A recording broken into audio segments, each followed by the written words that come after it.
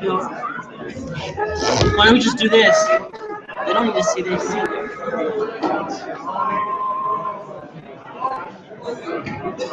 For now, kind of like that, because he's going to go there and introduce it.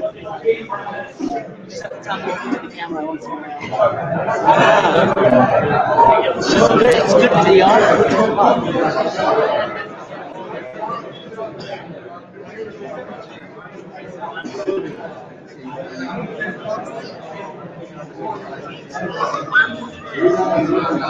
Mute your computer. Oh no! It's not the computer. It's this. We just went live. There's a delay.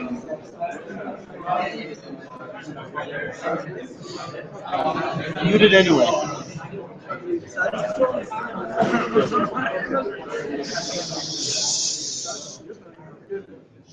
Okay, first of all, welcome everyone. And I want to begin by giving a big Yeshivat to Hakotel, the leadership program in general, this event in specific, in particular, and all those who have helped out in general with this event. I see Alex here, Jeremy, and I don't know who else, anyone needs to be mentioned for this. And it's part of the whole process of events meant to highlight for us the importance of and how to be better at impacting and leading other people.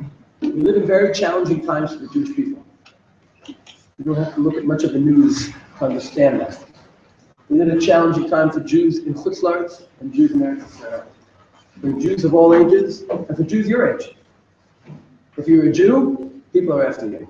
And it helps us appreciate the basic zchut that we take for granted to live in this world, to be alive. Life is valuable because we do something meaningful with it. And our goal, the goal of this program, the other programs, is to help you figure out the ways that you can maximize the meaningful nature of your lives. You're 17, you're 18, you'll be 28, you'll be 38. Ashrecha, at whatever age you are, with the abilities you have and how you can contribute. We say in Kabbalat Shabbat, Talmidei Chachamim Marbim Shalom Ba'olam. Talmidei Chachamim make more peace in the world. Rabbi Jonathan Sachs said, from here you see Chazal had a sense of humor. He said, Talmidei Chachamim make peace. Talmidei Chachamim seem to make fight. The explanation is to continue reading because it says, the pasuk quoted and paraphrased, Yi Shalom B'chelech Banayich. It says, Al Tikrei Banayich Ela Bonayich. The difference between the word Banayich and Bonayich is a vowel. One vowel. Between being a child and being a builder. The understanding that our lives are about what we make around us in the world through our lives. And that's what education is about. To help you realize that you're not children. You have the ability, the potential, and the responsibility to be builders. And that's why we're very lucky today to have with us three people who this description fits perfectly. They're people who are building worlds around them, formally educated, beyond that, in an informal way, who are really masters of their field of knowing and understanding how to impact and build the world around them. So we want to officially welcome, for the order of the day, here, Moshe Benedict, who just did the title right, the Managing Director of the International NCSY and Director of NCSY Polo, and also Ram in Yeshivat Rishit Yerushalayim. We're honored to have him back. As in other years, this program, NCSY Polo, is really a model of how to influence through Torah, through spiritual growth, young boys, high school age. We really help them grow into yeshiva students, into college age, etc. It's really an honor to have you. Thank you for coming. We also want to welcome Rabbi Stephen Berg, who is the Director General of Eish HaTorah, and also related to one of our students. We'll get into the exact details as we figure it out. So we're honored to have him for two reasons. But I want to clarify that the reason he's here is not just because he's very miyuchas, because he's our Yeshivat. That in and of itself would be a good reason. But in his own right, the position of being the Director General of Eish HaTorah, if there is an organization in Klal Yisrael, maybe beyond Chabad, that the hero inspiring movement of Klal Yisrael, that's Eish HaTorah. So if you want to look for how to inspire, Baruch Hashem, we're able to bring Berg here to help share those ideas with us. Last but not least, an informal educator dressed informally. He told me on the way out, so I told you. Rabbi Tani Guerrero, who's the director of the Yeshiva Wilderness and Team Building Muftani, his father died, and other forms of the campus. And Baruch Hashem, we're very lucky here to have had some of the major players in the Gilu Yazozu here with us.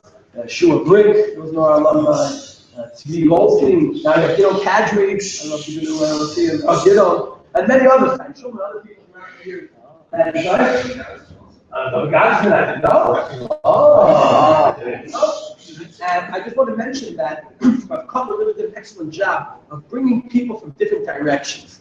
Because our Prayers program, for those not familiar with it, helps people in their process of personal growth in a very different way than this program we're talking about up to this point.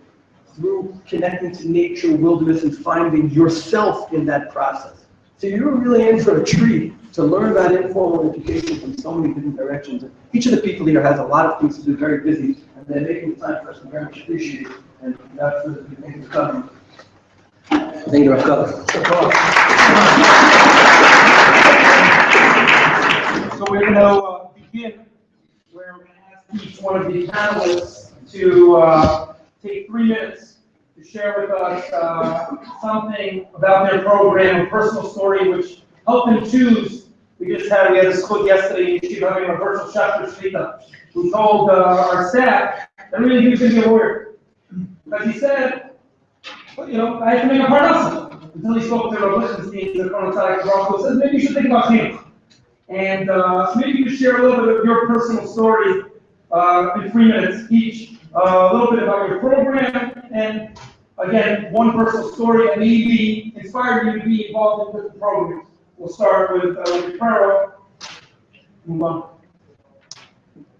My first experience in informal education was as a counselor in a different camp called Camp Extreme. So it was a camp for kids with a lot of different challenges in life. And at the end of the summer, I sat down to think about what had happened. What had happened this summer? And there were a lot of crazy things. I mean, there were mountains that we had to climb. There were hikes that had to get abandoned in the middle. We considered doing street moves at one point. And then when the street ran away, there was a lot going on. And along the way, there was also a lot of growth. Kids really grew, reconnected. There were discussions, a challenge. Me, the challenge the rest of the stuff like crazy. And I remember sitting down afterwards, and after all of these sleepless nights and all of the fun jokes and arguments with campers, I realized that something had happened, something important happened. There was one particular camper by developed a very close relationship with. He was headed out, he was going down towards his camp. And when camp was over, he came to me. His parents called me up. And they said, thank you for turning our son's life around. I said, wow, that feels good. I've got to do more of this if I can. As I went on, I got more into camp. I stayed in Yeshiva in the summer. I made sure I went to camp. I got involved. At the time, the program was called Yalozu, who was Rabbi Freundlich, who was in charge. And he totally inspired me and said, this opens people up and you can reach them. I was drawn to it naturally. I was drawn to the way it affected people, and I went with it. And I decided to make this my focal point, which is what I focus on. Perfect. Thank you. So now you mentioned chapters here. I'll tell you one of my greatest moments since taking over Yeshivat 5 months ago, which is I brought the chapter over to our roof where this amazing view our bikes and everything. There's this base of image, the second base of image right there. And I showed it to him. He looks at it, he says, my dad said, why did you do that? I said, I had no idea.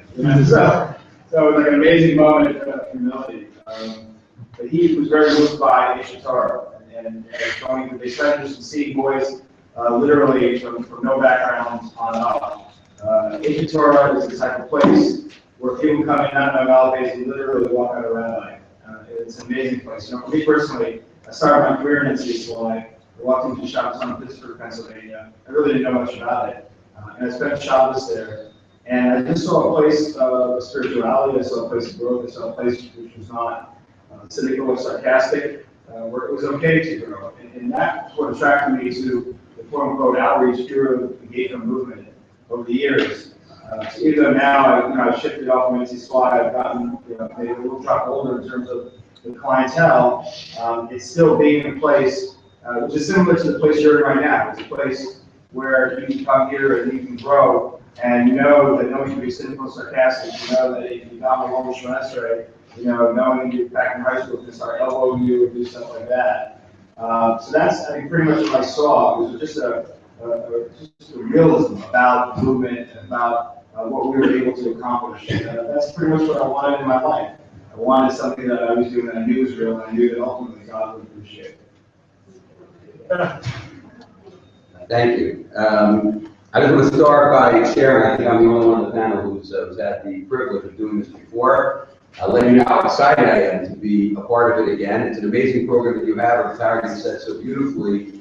This is exactly the type of vision and the type of thinking that our community needs a lot more of, to invest in ourselves and our communities in this way, to think about the broad definitions of what it means to be a Jewish leader and the ways that it's going to impact you, and I'm sure impact the general Jewish world in the future. It's a very, very exciting to be a part of. And I would say this year even more exciting, because as excited as I am to share this evening with you and to share some thoughts with you, I'm more excited to even listen to my co-panelists, Ferrero, spend time doing things that I wish I did a whole lot more of, and that enormous respect for that entire operation and the way that that can impact people. A friend of mine who's involved in a similar organization, a similar line of work, he described it to me once, and I don't want to steal any of your thunder, but things will say, he just said as an educator, he said that anything you can say in a classroom, you can say better on a mountaintop. That was his line. I was told with that, and you could actually be true.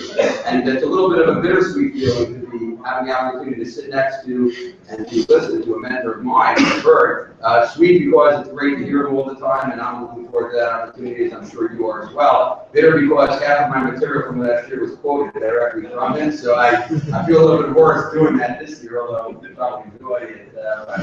I'm getting it wrong the like, so I have to figure it out on the fly. We'll have to find some other sources to quote from. To address the questions at hand, very briefly, and I think it's an important point in terms of my start with it. It was really a seamless transition from places that influenced me to a great, great degree. Those places, among others, my high school, my family, no doubt. But were my experiences in NCSY when I was in high school, that was a place that had all of the elements that Barry Berg just described in terms of being growth focused in the most wholesome and healthy way, and with the least amount of cynicism, such a critical point that Barry just mentioned. And it was also a place where the role models were there, and that level of inspiration was absolutely phenomenal for me. And Morris Hakotel was a place where I spent many of my summers in high school. And in the general camping world, Rabbi Carrigan was one of the older guys in Morris Hakotel when I was there. And I always like to mention, by way of introduction for tonight, the opportunity that you have on a daily basis to watch him, not just listen to the shiur and listen to the Torahs that he gives over,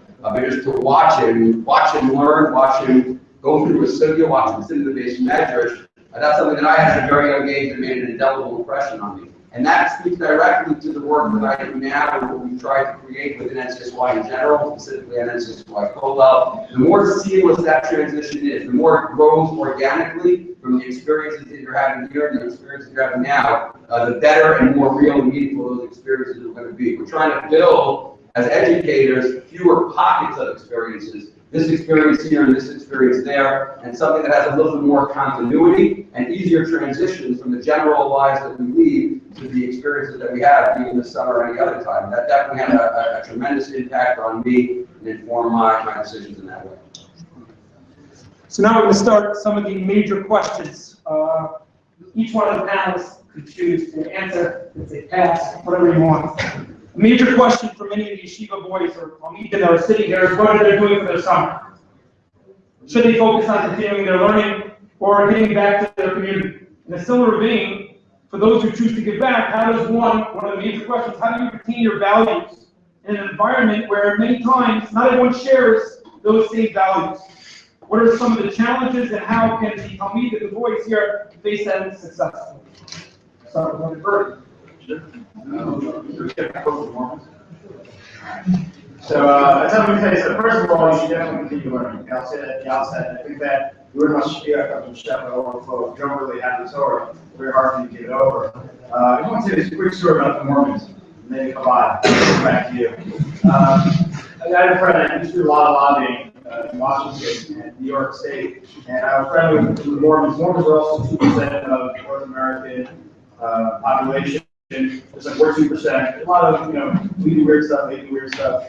There's a lot of commonalities. And I used to be very friendly with them. One time I was talking to them about, they also post high school, they do what you do. They kind of go out for a year or two. Right back when I was from South Africa, I had like a whole group of them, white shirts, ties, and the whole deal on my plane. And they go out, they proselytize, they try to make a conference. So I asked one of my friends one time, I said, well, how successful are you? What's your conversion rate? And he said, I don't know. I said, what do you know? You're pumping millions of dollars and sending your guys around the globe, you don't care? He said, no, we don't do it to convert anyone, we do it for our kids. Our kids go out for 2-3 years and they make the case for Mormonism, so they come back stronger. And I would say a lot of them also to a certain extent, when you graduate high school, you go places for like 2-3 years where you're just out doing the work. And I think that one of the issues that we face in our community is we're very, very insular. Very insular. And in fact, one of the community might be the most non-insular, but we're really still insular, in terms of our friends and the thing they do. I recently spent time inside the Israel Center in the last couple of years, and I kind of went out of my comfort zone with the African American community, the Latino community, the many communities, and then you realize how sheltered we are. And so having said that, I actually think that you need to get out there, and you need to speak to people about your religion. You need to articulate, you need to get questions, you need to become well-versed and express yourself. One of the things I'm dealing with at Asian Torah right now is I think we've gone through a shift where we've become too much of, although the entire organization about outreach, the guys in the expansion, I think, have spent too much time with outreach. Some of them would probably beat me up if they heard me say that, but we're talking about what I think we need to do is we need to get out more. They need to spend time, whether it be the Hakotel. If you're here in the road, to me, anyone that's here for the year should spend time engaging people, secular or non-pro, get out there, speak. Am I worried that you're going to go out there and be a secular Jew, and then next thing you know, you're going to drop your young? Not really. I don't think it's going to happen. I think it's probably more of a problem when you're hanging out with your old friends that may not be as religious as you are. But to go out in places where you place yourself, and you can get a job and still do this. I mean, there are non-pro Jews everywhere in the world. Everywhere in the world. Everywhere you go, they're there. The question is, whether you want or not. So do you really need a program? I don't need a program. If you're going to intern and you just, Monday to Friday, what are you doing tonight? What are you doing weekends? There's plenty of opportunity to do it. And also, typically it's going to be like, well, I checked this organization, I was going to intern. I get all the time. People are like, oh, we want to do some creation something. They'll send me one email, and after they reject it, whether I have something or not, there's plenty to do. I'm not really sure why people just can't go out and do it, down the block or wherever it is. Sounded like an advertisement for one of our programs that we run. It's called Students of Jerusalem. It goes down to the Hakotel Bina story to talk to Adam, Rabbi Burr. I want to take issue with the question first. I mean, there's like what's the word? An imbalance. There's almost a struggle presenting the question between my own self-development and giving back to the community. And I don't look at it that way at all. I mean, giving back to the community is one of the best ways in which to grow ourselves. Of course, you need to have something to give. I mean, if you don't have anything to give, then there's no so you've got something. But once you've got something to give, at the same time as you're growing, you can give more. I remember before I got involved in the Yeshivat, I called my rabbi. My rabbi was a big fan of staying based measures, turning based measures. I asked him about going to NCSY, and he said, don't go to NCSY.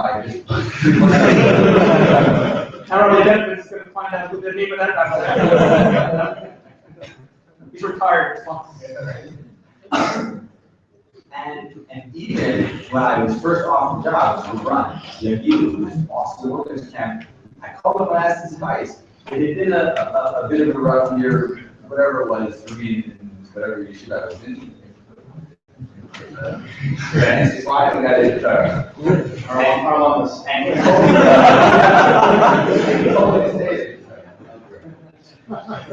He told me don't go to camp. So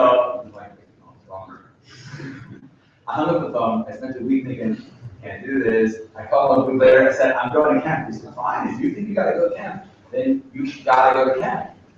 And for me, it was a changing point in my life. And I've seen it over and over and over again. Guys who are spending their youth in yeshiva, and then during the summer, they come, whether it's my camp or other camps, but hey, I can talk about it with you. I see people transform from being guys who are aware of the people, or they just kind of care about themselves, all of a sudden being able to watch out, to take a group of 10 or 15 or 50 kids up on a hike in the forest by themselves. I see 20-year-olds take on tremendous responsibilities for safety, for education, for making sure people get along, you know what I'm talking about. And they rise to the occasion. And when they come out, they say, I never thought I could do that. But they can. So that's why I would tell you, if the question is between your own self-growth and contributing, then rephrase the question. Keep growing and grow through contributing. I would say first and foremost, I strongly believe that the question is far, far more important than the answer.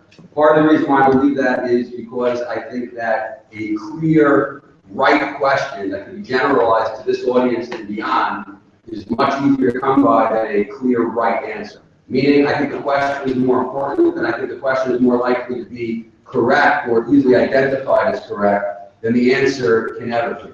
And what I mean by that, maybe it's a point that we'll come back to later on as well, is that if you're asking this question and you're asking it to your Rebbeim and you're having these types of discussions, I think you're doing something very, very good. I think you're doing something very right. Asking yourself, what's the best way? What's the ideal way? How am I going to grow the most? What are the opportunities? Taking advantage of any of the ways that Rivera just described, or any of the opportunities implied in the question that might be more base measure oriented. But asking that question is a major, major part of our growth process. It's a major part of any Shana Aleph, Shana Bet, Shana Gimel experience. And it's the right question for sure, almost regardless of what answer you come by. Because I think the answers can go in a lot of different directions. I think the major school of thought that would have you stay in the base metrics is A, to say that learning is important, as Berg certainly mentioned strongly, that learning matters and it will be a great preparation for your ability to give over in the future. If you pull the plug, and no one suggested pulling the plug on our learning, that wasn't the question, I don't want to set up a straw man, but if we pull the plug and sell ourselves short in terms of our growth in learning, then our ability to give over in the future may be somewhat limited, and that's always something to consider. Moreover, I had many good Chaverim who decided to stay in the base management. I respected and viewed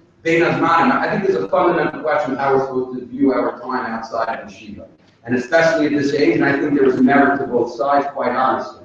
One side is to say that in the structure of yeshiva, I will only discover so much about myself, so much about my relationship with learning, the relationship with base metrics, the relationship with mitzvahs in general, and therefore it's critical that in Bein Hazmanim I have as intense a learning time, as intense a Avodas Hashem experience that I would have in the structure of yeshiva. I won't really know myself. You've heard this phrase in different contexts. Some people use it as a justification for going to secondary university. Right or wrong, some people use it as justification for all sorts of activities, but I won't really know myself until I'm outside of the structure of yeshiva, and then I'll be able to see what my relationship with learning is really like, what my motivation is really like, what my identity is really like. That's one school of thought. There's another school of thought that fears burnout significantly when you engage in 12 months a year of the same activities and certainly the same degree of intensity. And moreover, there's a school of thought that I think Rivera articulated very beautifully, which is that our religious experiences must be varied. And there must be many, many ways that we can grow, that we can discover things about ourselves, and that we can contribute to the Jewish people. And I definitely think there's a tremendous amount of merit to using Bein Hazmanim in that way. And again, I'm not telling you, because everybody's got to figure out on their own. I know that's a little bit of a cop-out, but it's the truth, so I can't say otherwise. You have to figure out on your own which stage in life you're at and which is more important when it comes to those questions. However, I would say that there's a tremendous amount of merit to do something different during Bein Hazmanim school of thought. By the way, that applies even to base metrics. I remember having a conversation with Raflersky, one of the Rosh Yeshiva who we have the pleasure of having with us in the summers. I remember having a conversation on exactly this topic within the base metrics world. And I was recollecting, really to him, that there was a time that I remember in that same Hakotel that I mentioned, that it was given that you would spend your time learning in the summer in a very, very different way than you spend your time learning the rest of the year. You want more Kiyah, maybe you're more of a Kiyah, so the other way around. More halachic, more lumped, something more different Masechtas. There was something that was a summer Masechta. That your learning was meant to be fundamentally different than the way. And he was commenting to me on his relationship with his students, conversations he had with them, that he felt that that was pretty much a lost art. That people get very, very, and this really gets back to what both of my co-panelists mentioned, people get very stuck and very, very narrow in their approach to everything. Even in the base management, you can be narrow, let alone in opportunities outside the base management. And that's not a good thing. That's not a good thing. Yeshivas tend to be, to their great credit, very, very focused and very one-dimensional, and that I don't believe that should ever change. That's a wonderful thing. But Beit Hazmanim add different colors to that rainbow, and they add more dimensions to that Baruch Hashem, and that definitely has value. Does it have the right value for you this summer? So you'll speak to your Rebbe and you'll find out. And if he tells you not to go to NCSY, so be it. But you'll speak to your Rebbe and figure out what makes sense for you. I can say I'm excited for the answers. I think you're able to hear the diversity of the answers based on our panelists, which is why we brought them here. The second question, I'm going to start with our benefits again, that's how we're doing, is a very important question that people are always looking for. What do I need to do to be part of the staff? What you're hiring a staff member, what are the traits that you look at that are important for hiring a staff? First of all, we left off from the second point. I'm not going to deal with it now, taking the time for it, but it's such an important question about the different environments. Once you decide that you're going to be in the base manager or outside the base manager, if we have time at the end, not that I have anything much to say about it, but if we have time at the end, you want to get back to it, great. If not, it's certainly something that should be considered once again. It's really a masterful job by our Hakotel in these questions. These are the right questions to be asking, and if we don't have time to address them in this forum, they should be addressed at some point, because like I said, it's critical that this be on the list of things that we're thinking about. I can speak from experience in terms of what we're looking for, and I'll leave it to Roberto to mention some of the basic characteristics, character traits, what you want to put, what the types of references you want to have. I'm just going to mention one, and it's not a character trait per se, but it's simply experience. Involving yourself in the type of work that you are applying to is invaluable, and on a very, very pragmatic level, which I'll be done with in 10 seconds, and then maybe spend a minute more on the ideas behind it. But on a pragmatic level, it's what separates the men from the boys in terms of an application. The most wonderful guy in the world, and he has great charisma, he has all the talent, and he's very, very warm, and he's a great learner. But if he's never spoken to a high school guy, I'm not interested in just having that be his first experience in our summer program or any of the NCSY programs, and for very, very good reason. And here I will. I really have to quote Rabbi Berg on this. I think it's important because this gets into the philosophy of it more than just the specific how to build a resume, pragmatic approach to it. I remember when Rabbi Berg was in his position of leadership when he was running NCSY, so we once had a conversation. I don't even know if you remember this or not, but we once had a conversation about how you manage from afar a vast and diverse organization with many people when they get on the phone will tell you all sorts of things that you have no real way of knowing whether they're true or not true. So first of all, if we're making commercials with things, I have to tell you that part of the answer to that question is a very extensive database of statistics and real information that Rabbi Berg instituted within the world of NCSY that is now the envy of informal education organizations. We get calls in NCSY all the time about how we manage this database, how we created this database, and how we actually know what's going on in the organization. And that is almost 100% Rabbi Berg's credit, one of the many great contributions he's made to NCSY to the Jewish community. But at the time, that was only a dream in his mind. And I asked him the question after the conversation, how do those conversations go? Because everybody you speak to when you call them up is going to tell you how incredible everything is. And they're going to tell you how great everything is, how awesome everything is. So how do you know the difference? And he told me something extraordinary. He told me that the difference is there are going to be two types of answers that you get. There are going to be people who tell you about next week and people who tell you about last week. They're all going to tell you how awesome it is. Some people are going to tell you how awesome it's going to be, and some will tell you how awesome it was. And you might think from different Muslim schools that you've heard that the next week guy and the visionary guy and the hopeful guy is going to be the better guy, and Rabbi Berg was too smart for that. He said, no. The guy telling you about last week is actually doing stuff. The guy who's telling you about next week, he's dreaming about doing stuff. It stands to reason that the guy who's doing stuff, he's going to be able to have his dreams and is going to be dreaming about stuff also. But the guy who's just dreaming about stuff isn't going to be particularly helpful in your organization. He's not going to make it happen. So give me the guy who tells you about the event of last night, not about the event of tomorrow night. So when you walk into that interview, it shouldn't just be about what now. You're going to tell people I'm limited, I'm in Yeshiva. What does that mean? I can take part of this wonderful program in Jerusalem. I can go volunteer in Asa Torah. I can do all sorts of things, but obviously I'm limited. But you had last summer, you had a high school, and you had it in the future. We're not just talking about how to get a job this summer. We're talking about how to get jobs in the future summer. Not at the expense of your learning, doesn't have to cost you your morning shift, doesn't even have to cost you too much at all. If you want to work with high school kids, get involved with high school kids.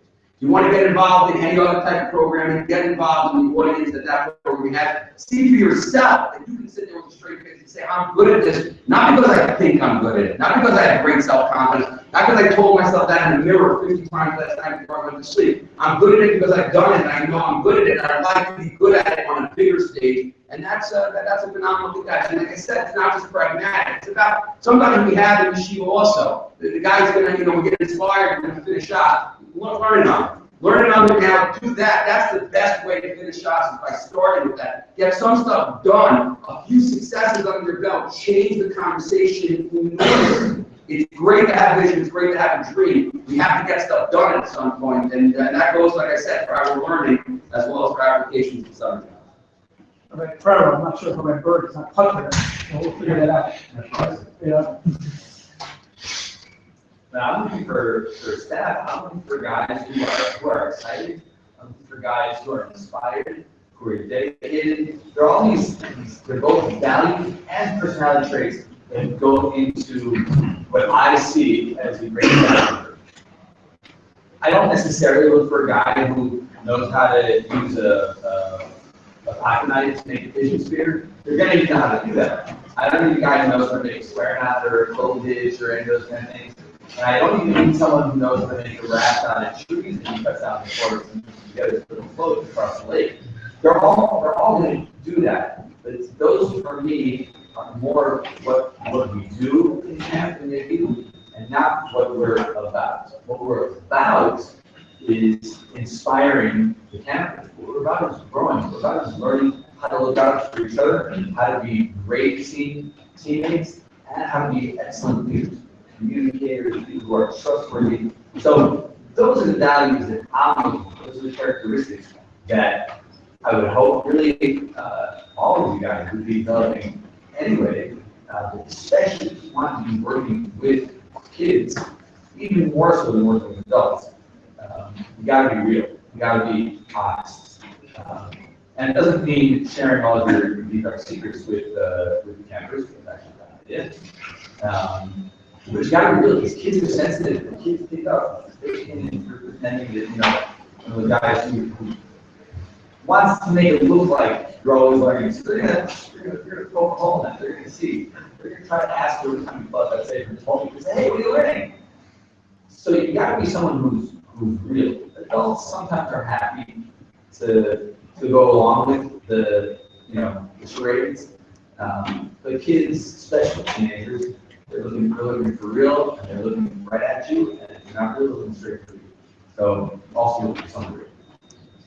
Just to echo that, obviously, you have to be real, you have to be inspired. Assuming all that. I mean, if you're not a nice person, for me personally, it's lawyer. So, in all seriousness, these are people like try and outreach that feel, they do the job and they just, turn people off. It's just never good. Anyway, the two things that I look for my entire life. Number one is I look for humility in people. When I say humility, I'm not talking about the guy who goes to the corner and sits down. I'm talking about the fact that you can learn from other people.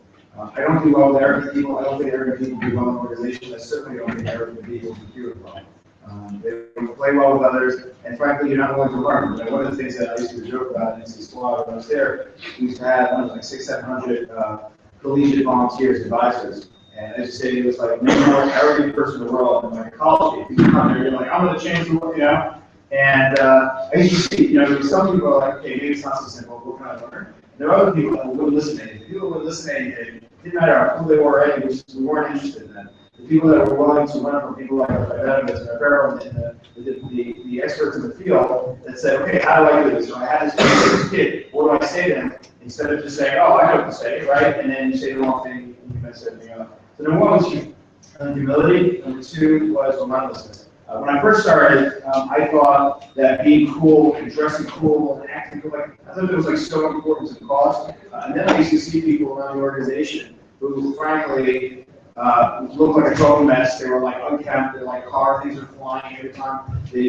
turn a corner, and they would have a billion kids of regional or a billion kids of pro. Like, it was amazing what they were doing, and I realized that just because someone looked cool or acted cool, it didn't mean anything. They weren't relentless. You know, so being relentless means that if you have to recruit someone, and you know, I say all the time, like what happened, you know, is like, yeah, they're coming, and they're like, yeah, I called them, I couldn't get through, you can text them, Facebook them, stand outside their house with binoculars and talk that, you know, like you can do it, right? It doesn't matter if you want to do it or not. And I think what separates men from boys are people that are very, very driven.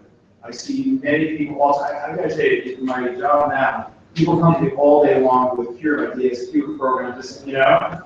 And most of the time, I learned this from a member of Congress, believe it or not. When it was once lobbying, we had this idea from OU, we're gonna someone pays for tuition, and he said, oh, that sounds great. Why don't you try in my district, and let's see how it goes. And then we can talk about other people.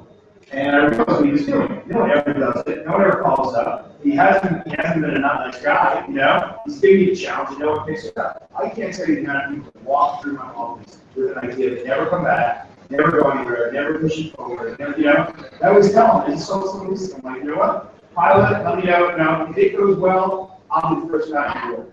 And 99% of the time, they never come back. So, you know, if you want to do something like this, be serious about it. You know, I don't think the Jewish people, the assimilation rate, and the things that we face in the world, be serious for people to be closeted happy.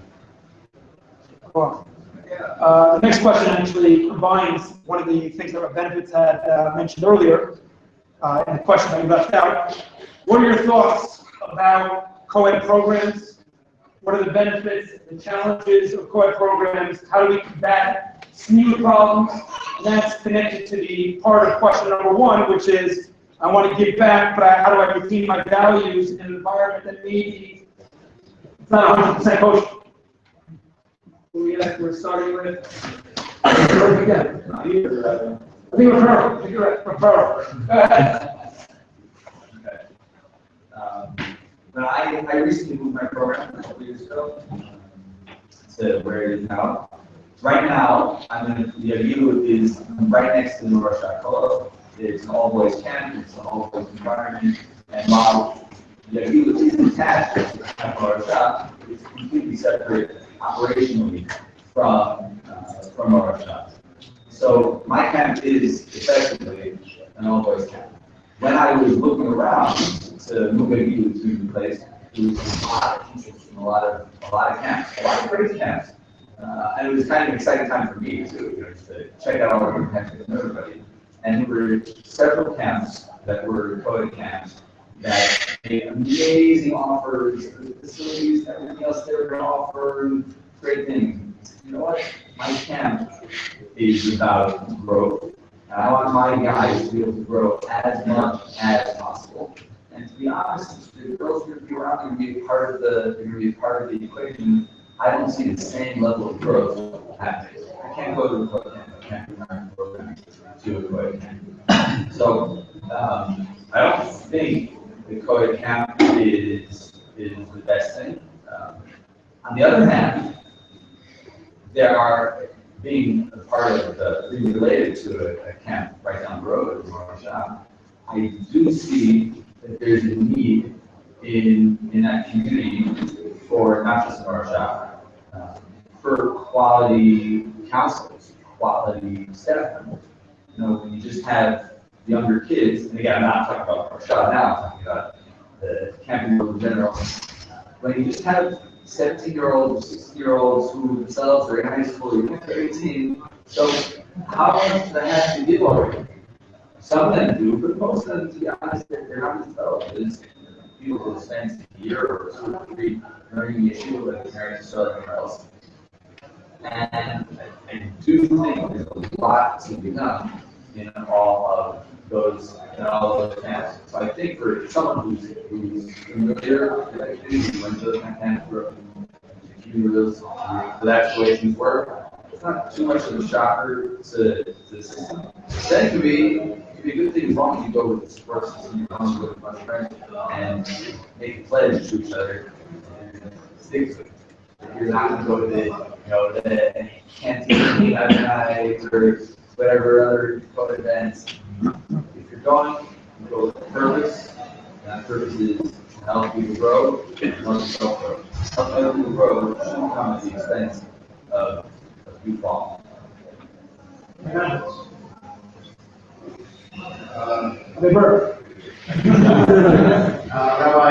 Romero mentioned at the beginning of Alzheimer's, it was a beautiful point last week that original program. I think the first answer to this question is you must have a remedy, you must pick the remedy. I mean, I'd love to give you carte blanche, permission to do whatever you want, but every single one of you is different in different situations. I figure a question like that, you must sit with someone that knows you and have a conversation.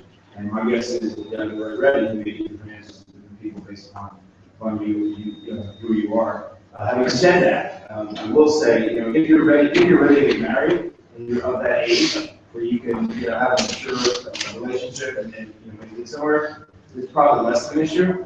If you're not, I can't tell you the amount of drama.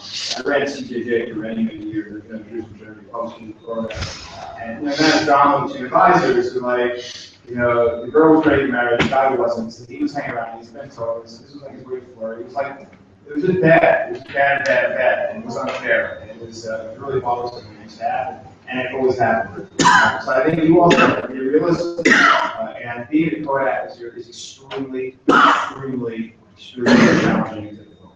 In today's day and age, probably more so than ever before. In today's day and age, when you meet a girl, and you say, I'm never going to see her again, you can get 5 months later, you can get Facebook.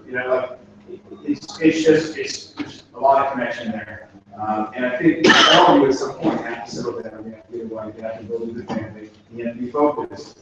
And I think so many times that people come out of this world, the world where maybe they were social and then they get religious, it's just like, okay, so I can only hang out with girls and now it's okay. I used to call it, this is like the 5-minute, 5-hour pump, where you call some girl for 5 minutes, but it's my program, you hang out 5 hours later, right? And if it wasn't for topless and you weren't interested in marrying her, I think it's heavily problematic. It's heavily problematic, and I think that perhaps the community which is looking about it, and that's why I'll go back to where I started, full circle, which is I think that anyone that just goes into these situations clearly are beginning, not the ideal, to go in there without sitting with the remedy and having a heart-to-heart.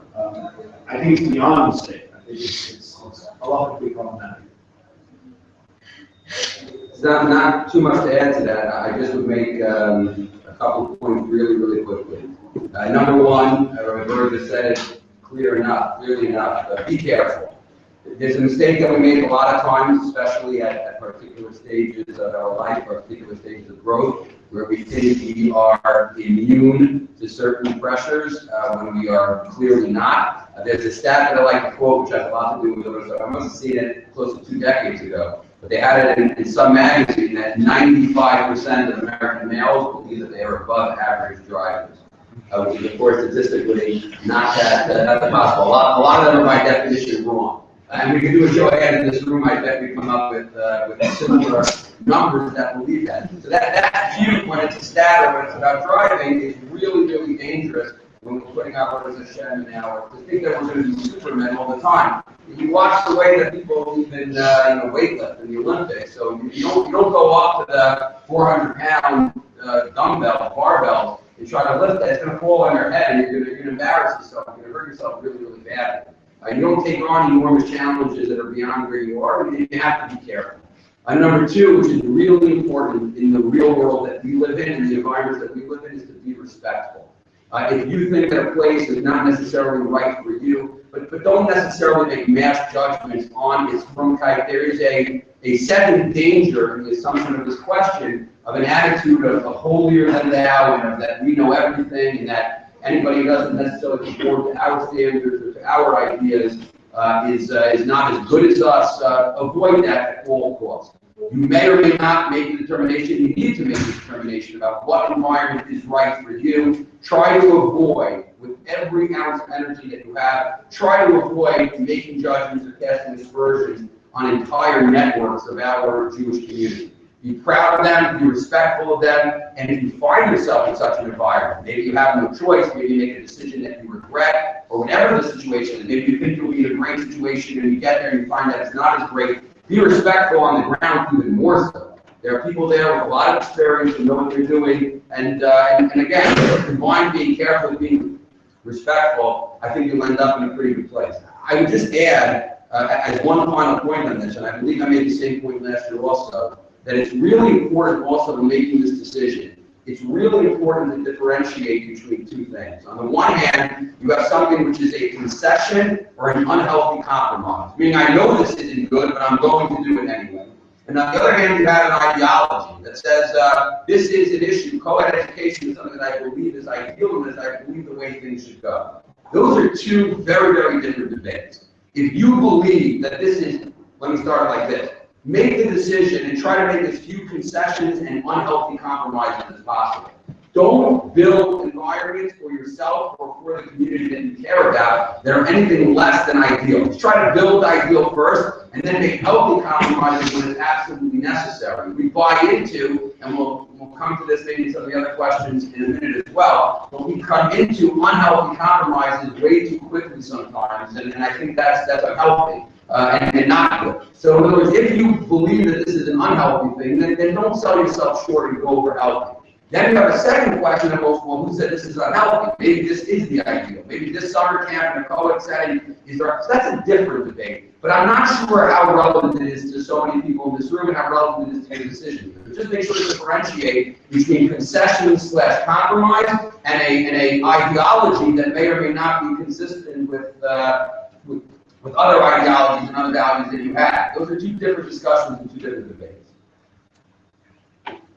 Another issue that arises with Talmidim that are sitting here in this panel is the question of living in Eretz Yisrael as an ideal, getting back to the ideology, but they feel that they can have a greater impact in Chutz La'aretz. What would you recommend to someone who's facing this dilemma? Who's first? Yeah. Thank you for supporting that. Yeah. Look, I think everybody should look at Israel. I believe it. I think that's what God wants. I think that's what the whole world is shifting. I think that 85% of Jewish people are in North America and Israel. There are few Jews anywhere else. Certainly the Jews in Europe are on their way back, not necessarily by choice, as in many other places. Having said that, you know, there are people that come to Israel all the time, and I've seen many times where there are educators in America that are doing exceptionally important work. Really important work, and then they make a decision to come to Israel, and then they literally can't really make go of it, you know. And so, you know, they were like leaving school, educating hundreds of Jewish kids, and now, you know, they're running from place to place. They're, you know, like not making a living is really difficult. So to be honest with you, I think again, go back, you know, that speaks to Rebbe in terms of those types of components, but I do believe that if someone is in Chutz La'aretz and you're making a real difference in people's lives, I think there's incredible value, and I think that is an absolute head to be here. If you want to be a doctor and a lawyer, I have absolutely no idea what your head is in the United States. I just don't know. I'm sure there is one. I'm sure you can find one. But, you know, barring going out and looking at your community, I don't really get it. I think that everyone needs to be here. You know, certainly, Sunday's here, you can say that's in my message. Since they were all born, I did feel very deeply, for my 22 years in NCSY, the work I was doing there, not only was important, but it was work that I didn't know necessarily could be done by others, and that was a big part of my personal passion. So again, I think that, you know, if you're going to be in Israel, make sure you be productive, figure it out, do it smartly. I know that Yeshivat Hakotel, to your credit, does a great job in terms of guys and the young guys really want to get on, etc., being very, very helpful to you. But again, you know, if you're giving up the principle of major day school mistakes, where you are changing the lives of hundreds of Jewish kids, to kind of come here to work with a falafel stand, I'd probably say no to go to the States. I appreciate the way that Hakotel phrased the question in terms of linking to the previous question, because I think there are many pragmatic factors, that Berg alluded to, that go into the decision. You have to be really, really careful about having a productive life here and a fulfilling life here, which is certainly something that a person can have and should have. The way the question on the paper was originally phrased, without the extra introduction, was about how does a person balance the impact he can have in Sinnoh compared to his life in Eretz Yisrael. I would just say on that score that there is a big picture and a small picture. The small picture is the population, the community, the classroom, the school that you can impact in America. The big picture is the direction of Jewish history, the destiny of Jewish history, and impacting the entire thought. And I think those things point more towards life in Eretz Yisrael. I feel that very strongly.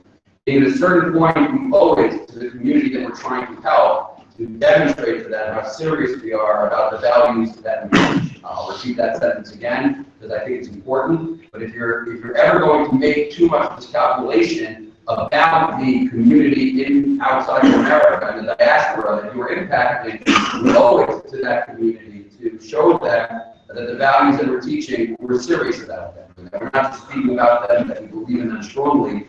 And one of the ways we're going to impact them is by demonstrating our connection to the land of Israel. And I think that's vitally important to do. You can't be reckless or irresponsible about that. Life in Eretz Yisrael from a purely economic, Parnassa perspective is not always simple. Opportunities are not always there as much, and therefore I personally believe that the stronger argument to stay in the 5 towns or to stay in London or not in the level of ideology and impact, but they're on the level of pragmatic, that you're going to get a much bigger Parnassa and have a better job in the field of Jewish education in Golders Green than you might have in Yerushalayim. That's the reality of the job market. It's the reality of salaries and the like, and that should be and must be a factor. The factor, the only factor, certainly not. The deciding factor, probably not. But a factor, I think it has to be. But I do believe sometimes, and there's plenty of people much wiser than I am who disagree with me about this, but I do believe that when it comes to the question of impact, we underestimate the impact. And it's not, by the way, I want to be clear, so you know I'm not being naive. I don't mean that your example is going to inspire the masses to follow you. There's communities that have very, very short memories and have sight and have march. You can be the most popular principal or NCSY director or shul rabbi, and within 18 months of your leaving, they don't even remember you were ever there. And with 18 minutes of your leaving, the people that you impacted are not like, hey, maybe I should follow and go to Israel. It'll be a conversation at dinner, and then it'll be gone. But I mean that there are movements of the Jewish population that you could be part of towards the land of Israel that are important to be a part of. And important, like I said, it'll help the impact that we're having if we're true to the values that we are promoting. Living in Israel is the best place for a Jew. That's the place, ideally, for all of us. At the same time, I work a lot with kids, and parents, children of all ages call me fairly often, actually, and they say, we're thinking about going out, moving to Israel. What do you say? So I said, well, what does your son say? You have a 13-year-old son, you have a 17-year-old son, you have an 8-year-old. You ask them, what do they think? And they often say, oh, you're supposed to ask our kids, who said they have an opinion? Yeah, they do have an opinion, they count. And the problem that happens to a lot of people when they come and their kids aren't on board or their kids didn't know what they're getting into, it's a tough transition to make. It's a tough transition to make. And it's not just a tough transition for kids, it can be a tough transition for adults or guys your age also. It doesn't have to be tough, like anything that involves change. So there's an adjustment period, and that's something we have to consider. And I think ultimately the way to make the decision, obviously with the ready involved, is to consider how are you going to be able to lead a productive life in Israel. God blessed us each with individual talents. Each one of you is excellent at something or many things. And if you're able to use at least 1 or 2 or 3 of those in Israel, then you probably could go over here. But if you've only got one one of your talents that you're able to shine this year, and everything else will kind of just be set aside, then you can do productive things elsewhere. It's very important to be a productive and contributing person. We're going to ask one more question, and then we're going to open up to one or two questions from the audience, if you will. Just to a little bit to relate to what the co-panelists have said, this is more of a statement that a lot of people, I think, underestimate their abilities to make that impact in a new environment. They go with their experience that they have, and therefore they don't dream enough. They have to be relentless, like Brother Berg said. And within that Hakdama, I would say, I'll ask this as my last question and open it up, is being experts in informal Jewish education, do you fail sometimes? And what can we improve with what you're doing? That makes sense to me. I fail all the time. It's anybody who does anything. This is not a sneaky interview question. What do you do? Work well? I'm not too much of a perfectionist and stuff like that. You got to go out. If you do things, you're going to fail at them. People who don't fail all the time are people who don't do anything. If you try new things, and if you push yourself, you're going to fail with regularity, and you can't be afraid of that at all. In a more general sense, in terms of what are the real drawbacks and potential failures in informal education, look, there are these amazing advantages to the informal side of informal education, but I think the biggest pitfall is that we forget the education side of informal education. Just being a good friend to a psychologically healthy 16-year-old, 12-year-old, or 24-year-old doing campus here or whatever it is, just being a good friend is not what we're in for, and it is often not healthy at all. Being a big brother, okay, certain types of support that we can give that transcend or religious or the educational certainly do have value and are part of what we do, but we can't forget the education side of informal education. We can invest so much in the relationship building, and we should. And informal education lends itself to relationship building in a way that formal education sometimes cannot and does not. But never can't be the expense of education. Can't be afraid to educate. Can't be afraid to tell our students, our campers, people that we're interacting with, our good friends. We can't be afraid to tell them things that we believe and things that we think are important for them. And in informal education, we very often do. Especially if our program has bells and whistles, especially if we engage success in a myriad of other ways, we can forget that what we're here for is to try to make people better, try to help people. And if we're not doing that, then that's a failure that we can't do. I'm actually really enjoying listening to both our vendors that are heard, in addition to the other times that I've heard you before. I want to comment on one of the things that you spoke. People come to the office and come up with ideas. I think a lot of people have ideas, and I think people crave belonging. They crave belonging to a group, to a larger group, and at the same time, it's kind of tough to make things happen on your own.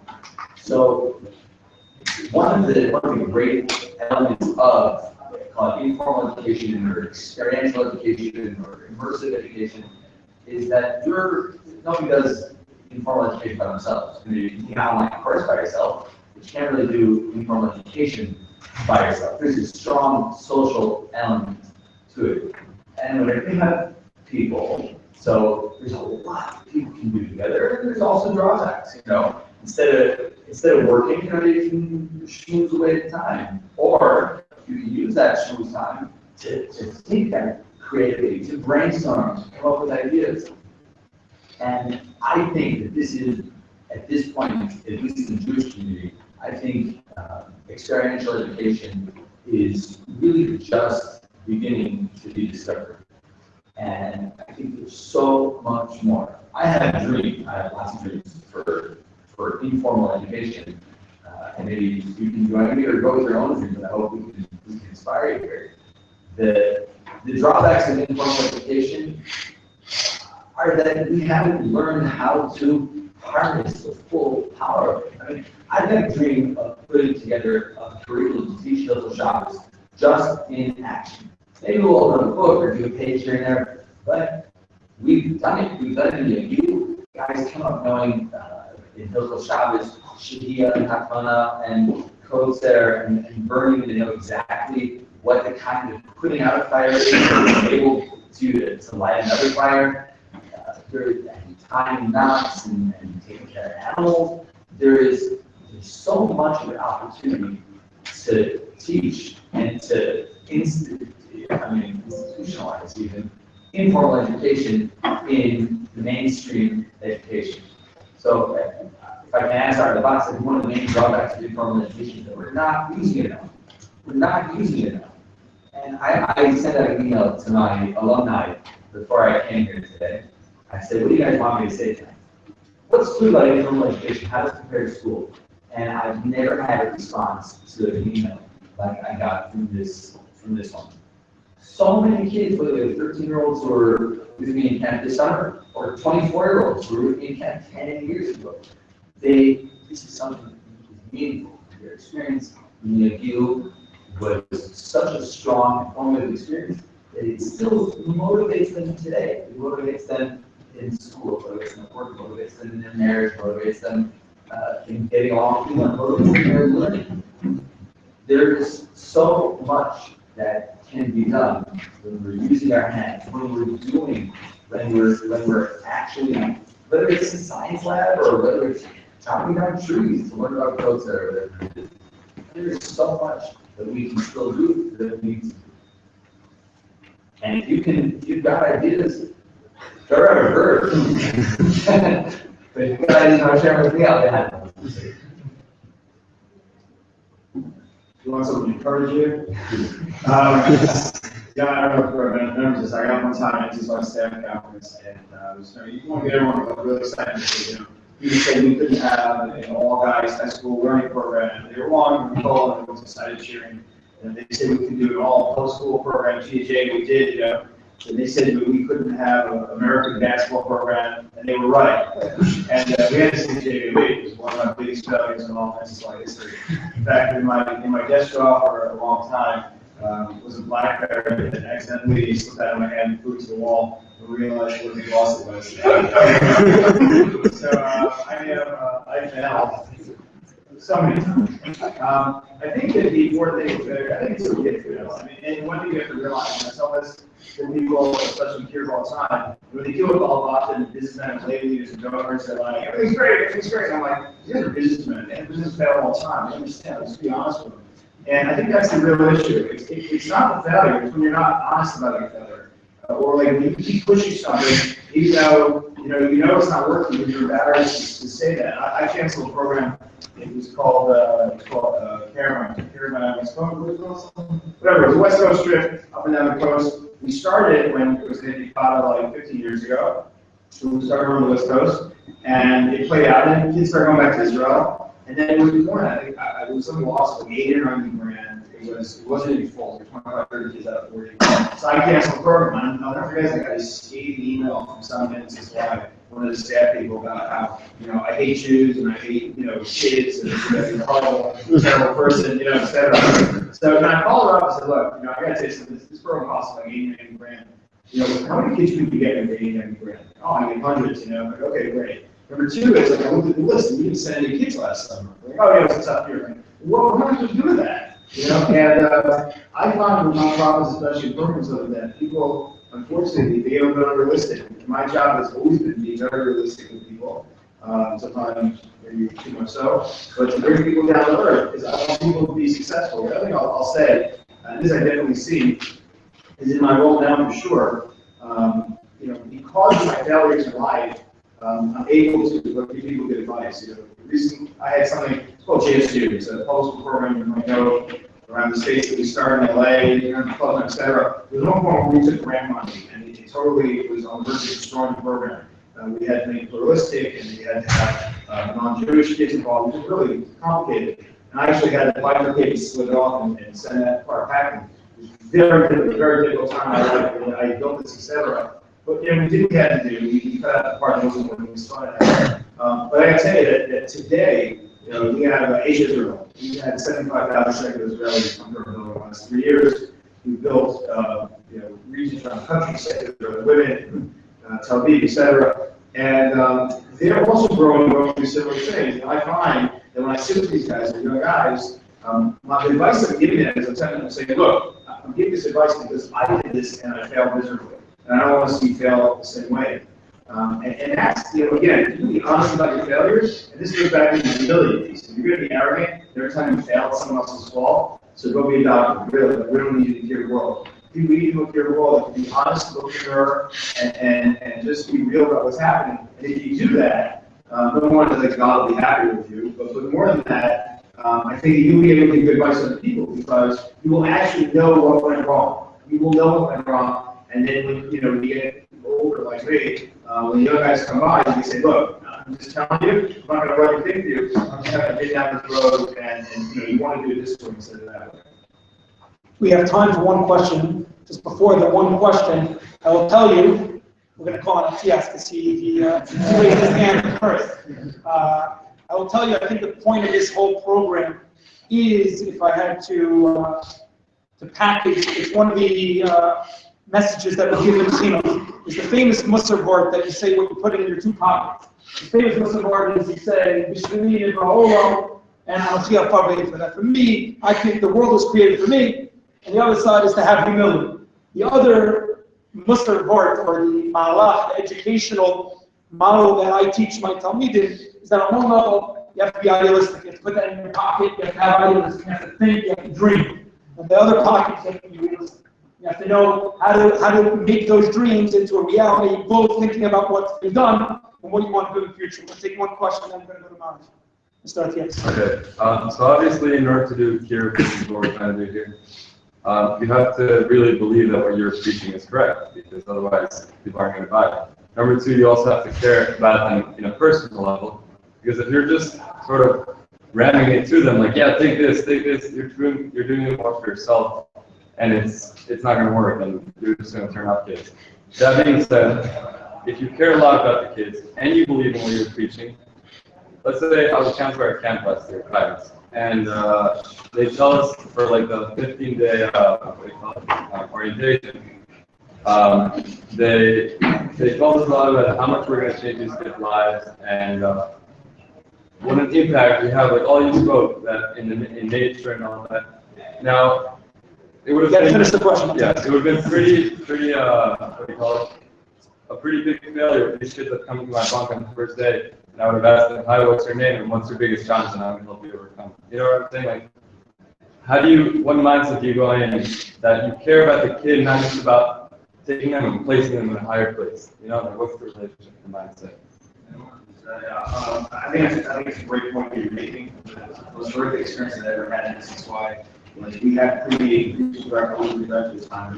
He was saying, this kid should really go to this yeshiva. And one of my walked up to the kid, he said, oh, so say you go to this yeshiva. None of them go up to turn them on. They're just a number, they're not you to tell. You absolutely, it's all about relationship. I said there were certain kids I was close with, so they'd be like, Rabbi, can I do this? I'm like, sure, I'm like, what the hell? You know,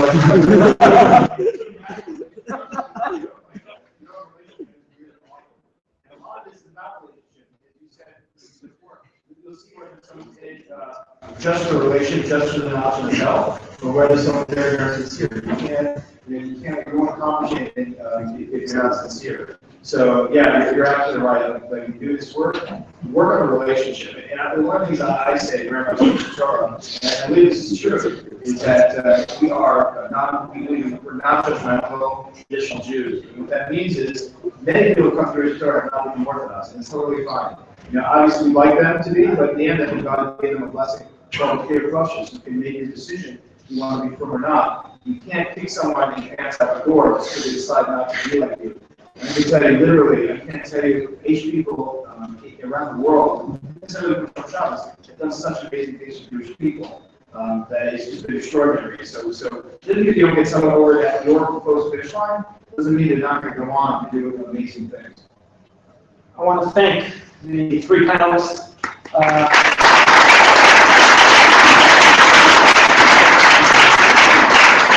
For the time, for the insight, and we're going to go down to Mars. Thank you very much. Yeah, it's awesome.